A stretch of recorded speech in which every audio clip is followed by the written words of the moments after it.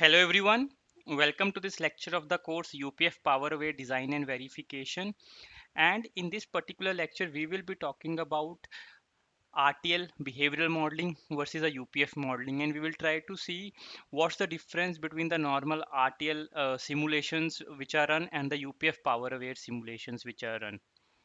And for this particular lecture, right, we will be using the basic gates, and I will be using gates like NOT gate and AND gate to explain the concepts of why power aware simulation is required and how it is different from a normal RTL simulation. Okay, so let's look at a normal behavioral modeling, and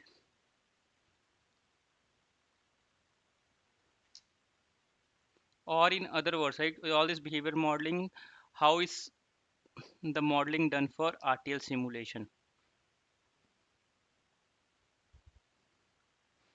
Let's take a basic gate, right, NOT gate,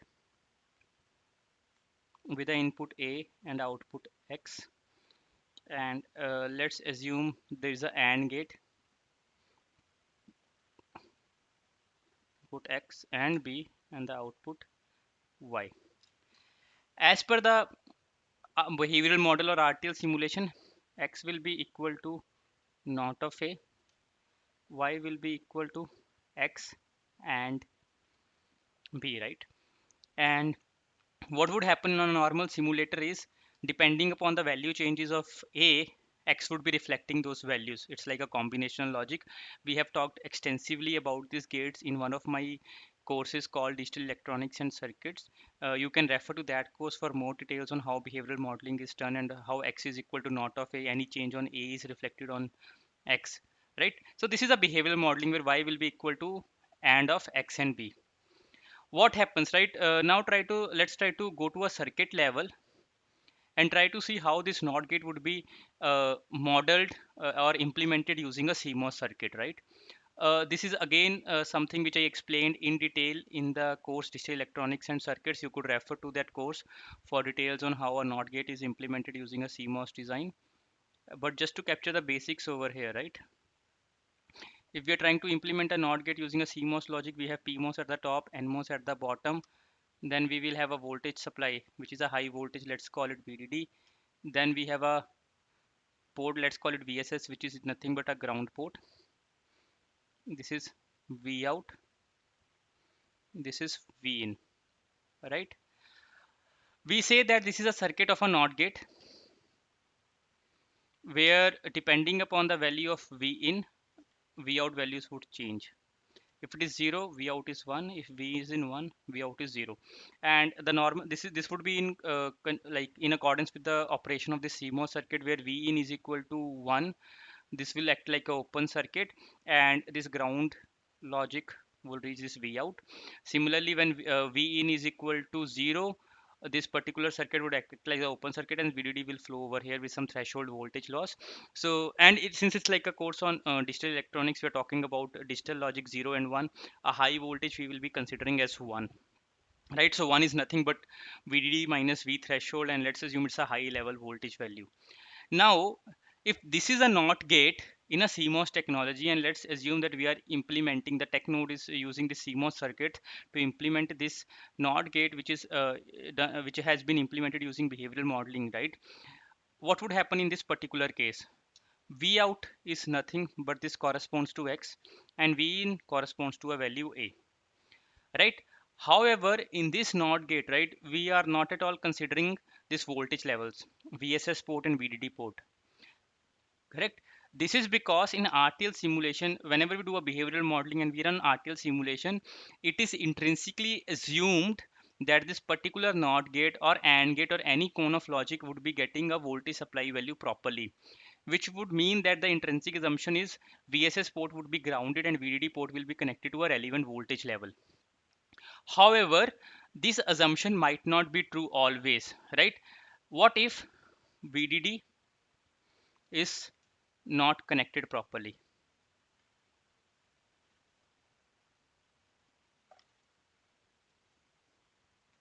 If VSS is not connected, what happens if both of them are not connected or even one of them is not connected? Will this impact my RTL simulations? No, it will not impact RTL simulation because in the behavioral modeling logic, right, this VDD and VSS are nowhere considered. Correct. But what happens if one of these ports or both of these ports or voltage rails are not connected? What happens in a real silicon? Will this design work in real silicon? What if I say that okay, this particular voltage is not at all connected, this VDD is also not connected? Will the NOT gate operate as expected? It will not operate, right? Because if voltages are not, there is nothing to be transferred. This intrinsically, all these threshold logics, all these source gate drain voltage differences would not be taking impact at all. Basically, right, if none of them is connected, right, a real silicon will not function, and this can't be caught using RTL simulations.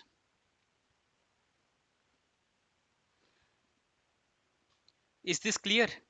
So since this can't be caught using RTL simulation, this become a candidate to be tested using power aware UPF verification. And what happens in a power aware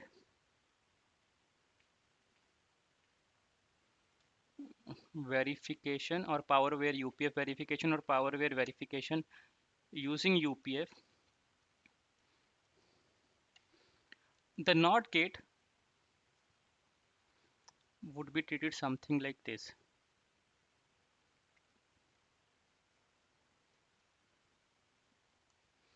right?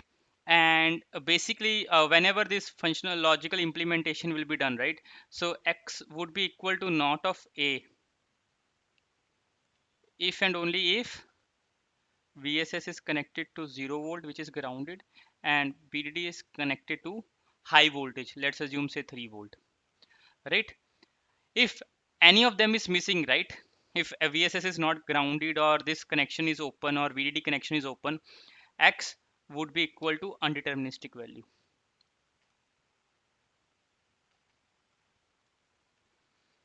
It will not be equal to not of A. Correct. So this is one of the differences between RTL simulation versus a power aware verification using UPF. And the main difference what we saw over here is behavioral modeling only talks about inputs and output. It does not talk about these power ports, whereas these power ports are important. These voltage rails are important for the functionality of any CMOS logic or NMOS logic or PMOS logic or TTL logic for that matter. But if we are assuming that our constituent logic family is a CMOS family, we see that if one of them is not connected or this is not connected, right, real silicon functionality will not differ because these VDD and VSS are not taken into account. And if at all this particular connectivity is missed in the chip at all, a real silicon will not function, and this issue will not be caught using RTL simulation.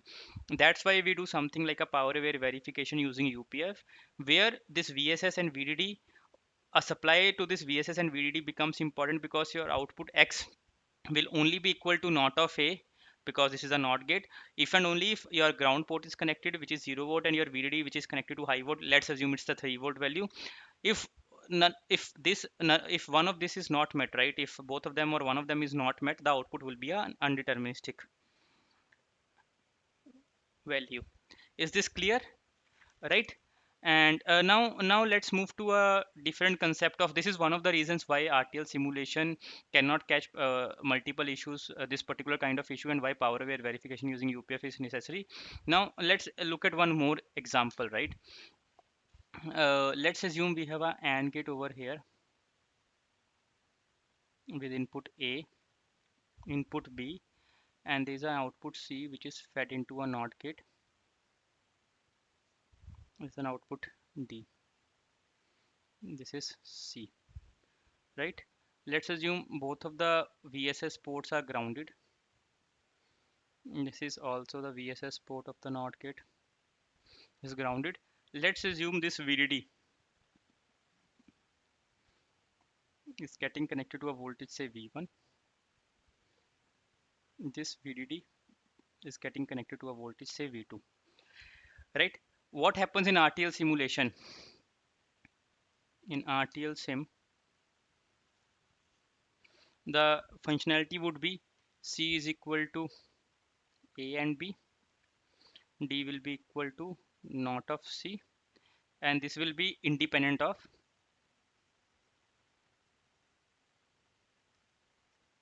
V1, V2 or VSS, right? As long as this behavior of A, B and C is fine, as long as these inputs A and B are proper, C will be equal to A and B and D will be not of C. There will be no relationship of these outputs with respect to this voltages V1 and V2, right? But what happens on a real silicon? If we talk about a real silicon or a chip, right? What would happen in this case? Let's take a case where V1 is off. If V1 is off, if this particular V1 is off, we are not connecting to high voltage, what would happen in that particular case? As we discussed, right, this particular output C will not be equal to A and B. This will be equal to undeterministic because voltage is not proper, right? In this case, when we say that V1 is off, C is undeterministic, but let's assume V2 is on. So let's assume this is case 1 where V1 is off, V2 is on, right? If C is undeterministic because V1 is off, what will happen if V2 is on? D will also be equal to not of C. This will also become undeterministic. Is this clear, right? So basically what we said is we have a AND gate and a NOT gate connected back to back with each other. The only difference over here is both are connected to different voltage values. In RTL simulation, which is independent of this voltage level V1, V2 and VSS, output would be proper as long as inputs are proper. But in case of let's assume on a real chip or a real silicon, let's assume a case where voltage V1 was off and V2 is on. What would happen when V1 is off? C would become an undeterministic output. Since the voltage level is off, we cannot determine the value of C. It could be 0, it could be 1, and this A and B will not matter because V is off. Now if this is on, V1 is off, V2 is on, this undeterministic value at C will be sampled at D also, so D will become undeterministic, right? Now let's assume a case 2.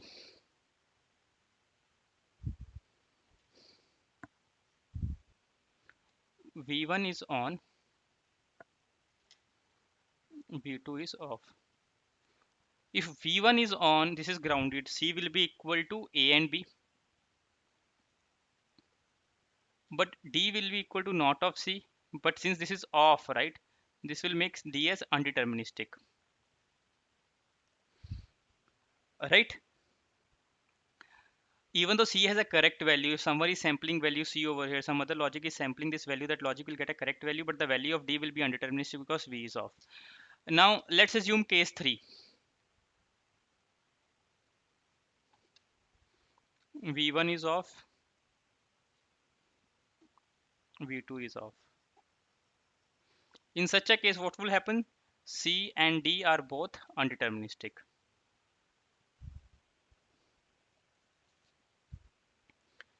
right? And last case, case 4.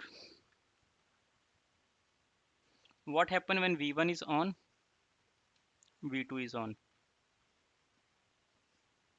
In such a case, C is equal to A and B, D is equal to not of C.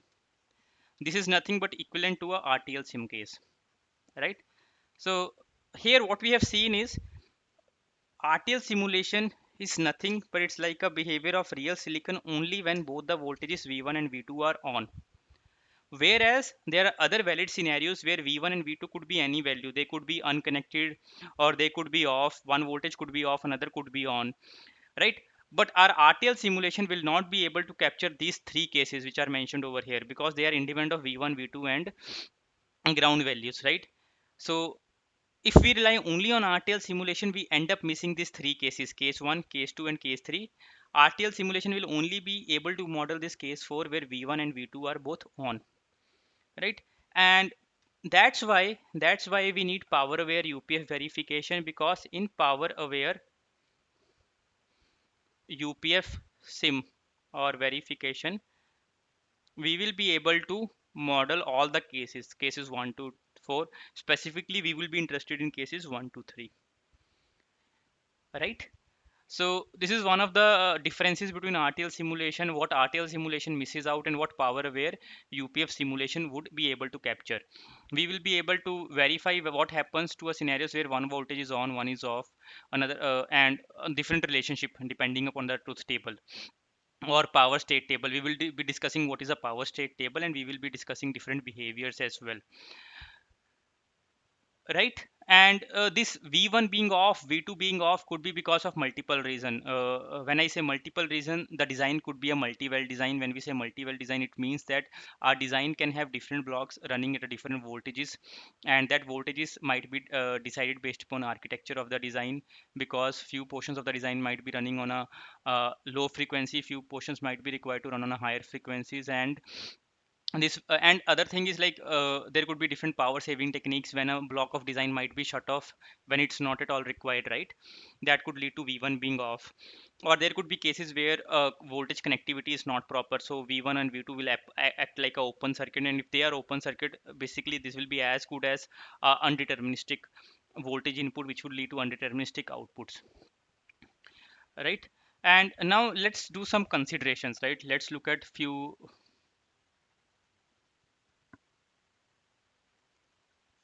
Now let's assume we had a circuit. Let's draw the same circuit which we drew previously, right? We have A, B, we had C, we had D. This was grounded. This was grounded. Let's assume this was V1. Let's assume this was V2, the voltage value, right?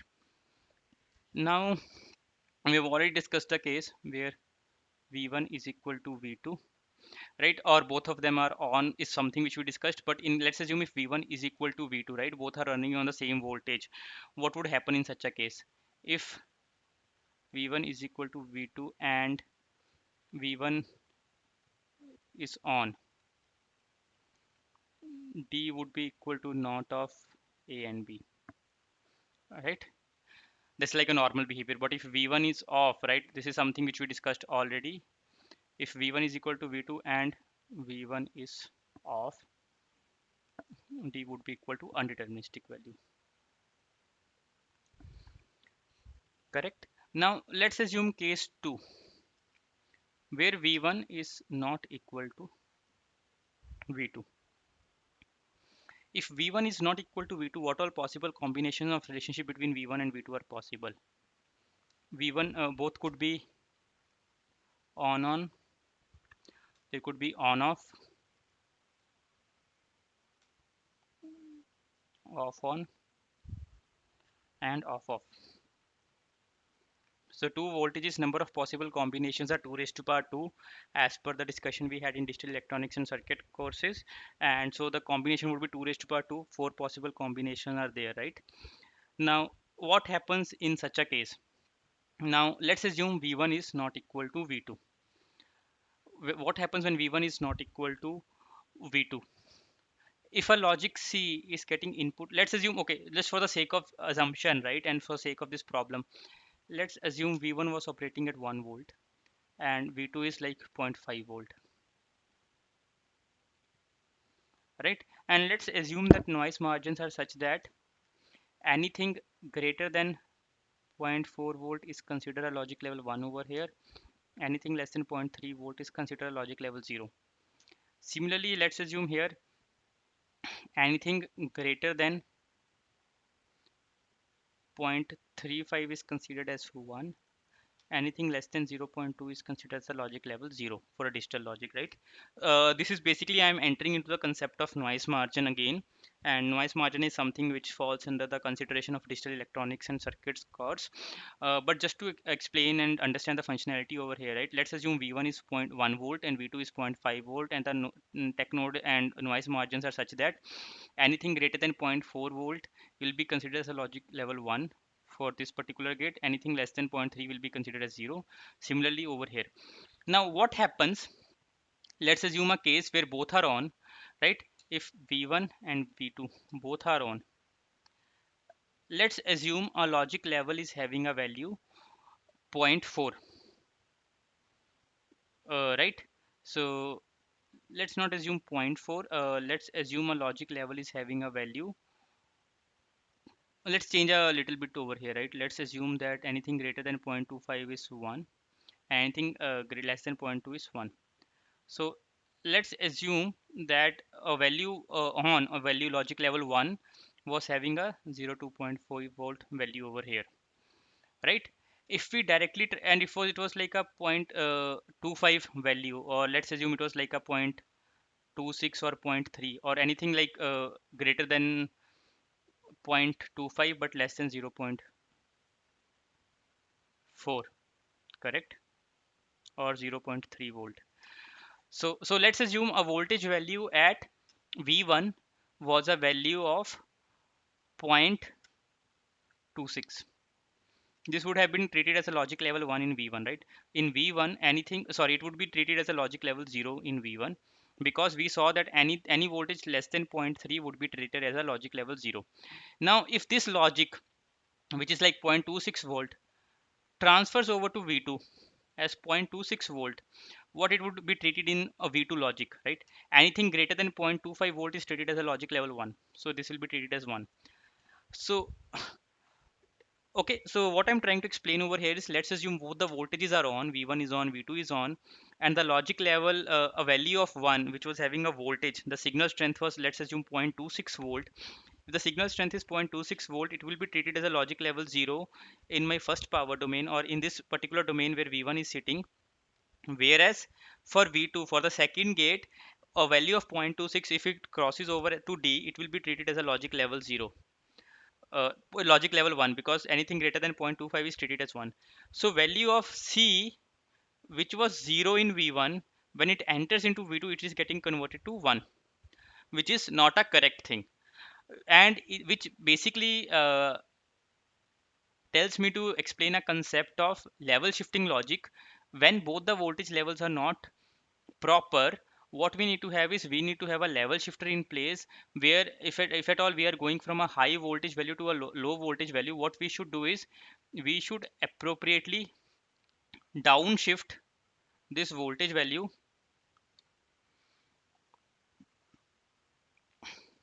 or basically it's as good as scaling down this voltage value, such that 0.26 volt of this thing would eventually be reduced to a lower voltage, such that a logic level 0, which was in V1 power domain, would be considered as a logic level 0 in V2 voltage rail as well, instead of logic level 1.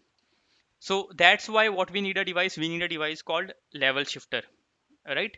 So we will discuss in detail what level shifter is, but just to explain you a concept, like, okay, if a logic level 1 is in 1 or 0 is there in one voltage rail, it could be treated as a logic level 1 or 0 in another voltage rail, depending upon the noise margin of the circuit and different voltages. So if at all the value has to be kept intact while transferring from one voltage to another voltage, we need to appropriately downshift or upshift the voltage value, so that the logic is preserved, right? And this is the concept of level shifters. We will be talking about details. I just wanted to introduce to the concept of level shifters, and I want you to introduce to one more concept of something called as isolation cells over here. If we look at two voltages, right, V1 V2, we saw that these are the possible combinations. Now let's assume a case where V1 is off and V2 is on. If V1 is off, what happens? C, which is equal to A and B, becomes undeterministic. We have already seen this. And D, which is on, is not of C. So D will also become undeterministic if C is undeterministic, right? In such a case, what happens? If my output, this particular C, if this domain is off, right? We usually say, okay, we shade out this domain. If this domain is off, C is undeterministic output, my output of D will also get undeterministic. So this is, if this is a corrupted value, it can take any value 0 and 1. D would accordingly take any value 0 to 1, which means my output D is also corrupted, right? In such a case, right, if a domain is off and if it's sending outputs as an input to some other domain which is on, right, what we need to do is, instead of undeterministic value, we need to make it a deterministic value, either 0 or 1, right, for the circuit to operate properly, or for the circuit to enter into a known and stable states. So how can we achieve that? When our output C becomes undeterministic when V1 is off, we have something called as an isolation cells, where we can tell the circuit, okay, fine, now my particular voltage rail is going to get shut off, and accordingly, right, keep this value to 0 or 1, so that the other part of the circuit which is consuming this as an input works fine. And this is something called as an isolation cell, correct? Now let's assume a third case, just to, if V1 is dependent on V2, or it's like saying V1 is function of V2, right? If V1 is function of V2, it simply means that V1 can be on and off depending upon V2, right? So just to give you a basic example, right, let's assume this is a case.